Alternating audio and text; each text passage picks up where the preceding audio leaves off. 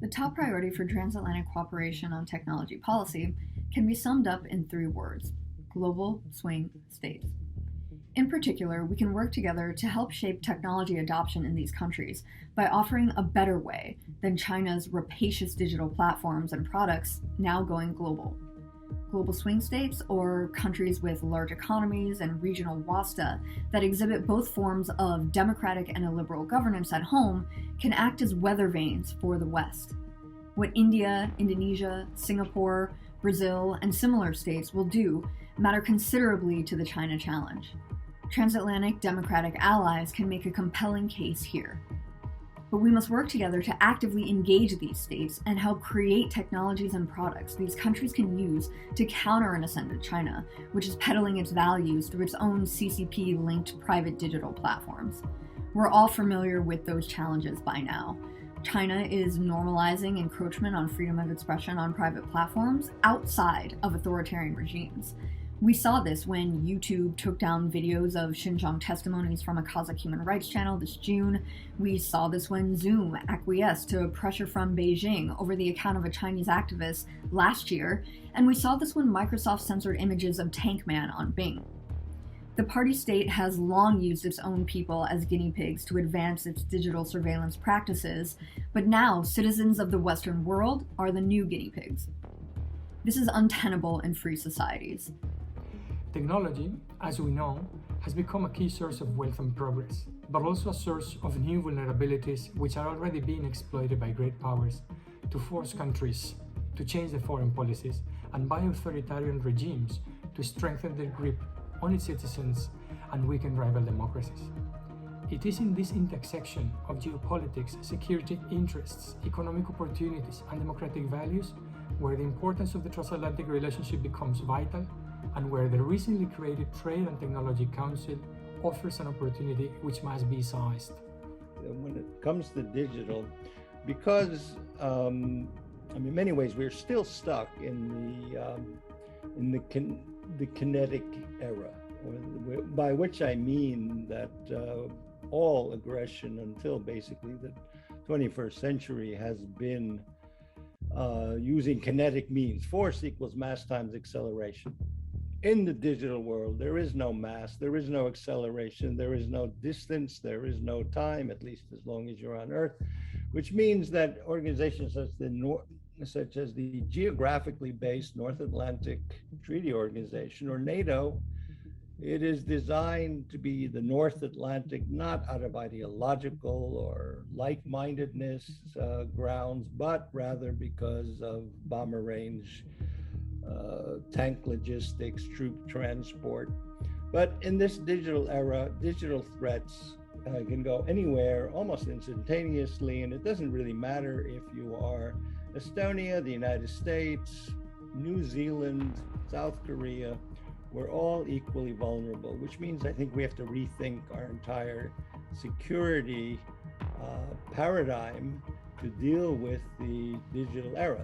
This does not mean that kinetic threats, have gone away. The Russians are still invading and occupying territories in Ukraine and Georgia and the Central African Republic. But nonetheless, the point is we have this added dimension of digital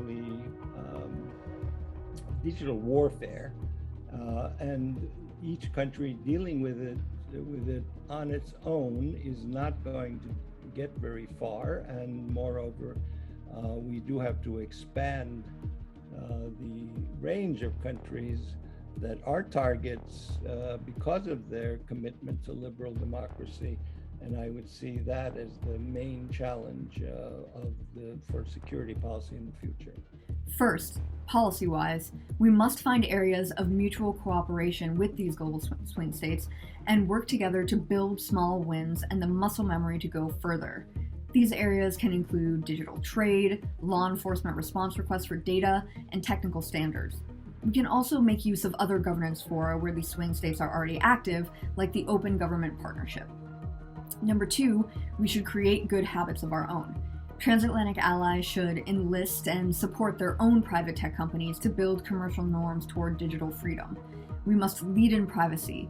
We should design products with built-in privacy protections that act as a shield from authoritarian governments.